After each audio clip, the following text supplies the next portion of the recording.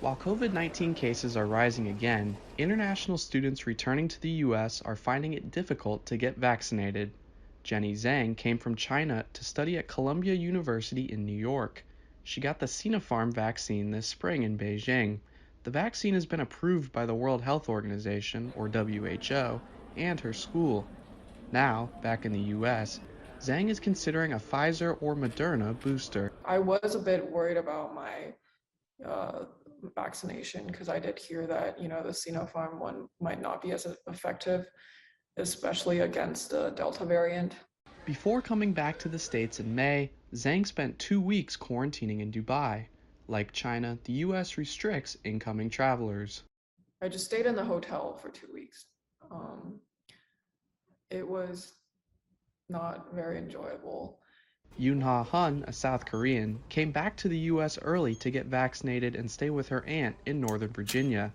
COVID-19 is on the rise in South Korea, and only 20% of the population is fully vaccinated. Hun attends Pratt Institute in New York, where students must either get vaccinated or quarantine for 2 weeks.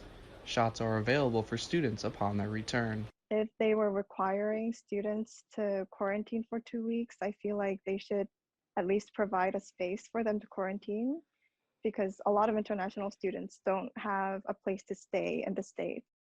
Syracuse University student Jessica Tran had trouble getting inoculated in her home country of Vietnam, where vaccinations didn't begin in earnest until July. We have received vaccines from the UK and from China and from Japan. And unfortunately, those are not the vaccines that are currently used in the US.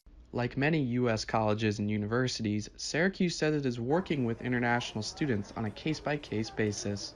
Vaccinations are readily available in Syracuse, and we do not anticipate that international students will experience any difficulty in obtaining the vaccine once they arrive. Students who get vaccinated upon arrival must wear a mask and participate in weekly COVID testing until 2 weeks after their final vaccine dose.